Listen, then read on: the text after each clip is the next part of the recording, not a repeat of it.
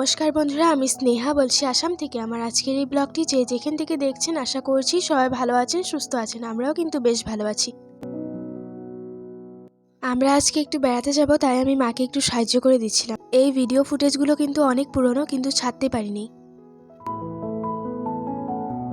আমরা যাচ্ছি হয়েছে গিয়ে পানিমোড় পিকনিকের জন্য। আমরা বাসার থেকে কিন্তু 6:30টার সময় বের হয়ে গেছিলাম। পরবর্তীতে বাসে গিয়ে দেখি আমরাই প্রথম আসছিলাম। তারপর মাসি আসছিল, আমরা মাসি ওদের সাথে একসাথে পিকনিকে গিয়েছিলাম। নগাঁও থেকে পানিমোড় যেতে 3 ঘন্টা লাগে। রাস্তায় চেকিং হয়েছিল, তাই 3.5 ঘন্টা লেগে গেছে। সবাই এত দেরি করে এসেছিল, যার জন্য 8:30টার সময় ছাড়া হয় বাসটা।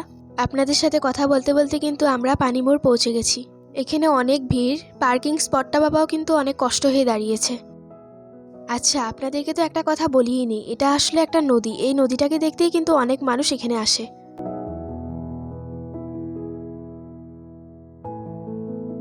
আচ্ছা, জানেন কি এই নদীটাকে দেখতে এত দূর থেকে মানুষ কেন আসে?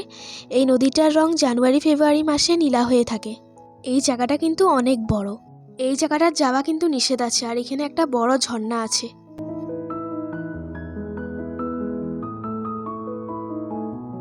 এই যে নীলা অংশটা দেখছেন, এটার গভীরতা কিন্তু 40 ফুট।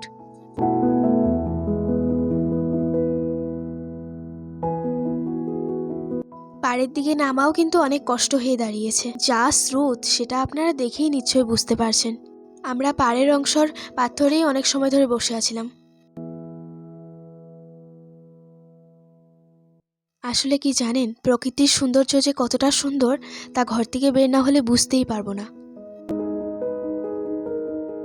আমার আজকের এই ভিডিওটা যদি আপনাদের কাছে একটুও ভালো লেগে থাকে, তো প্লিজ আমার চ্যানেলটিকে সাবস্ক্রাইব করে আমার পাশে থাকবেন। আপনাদের সুস্বাস্থ্য কামনা নিয়ে আজকে এখানে বিদায় নিচ্ছি। পরবর্তীতে আবার ফিরে আসবো। ধন্যবাদ।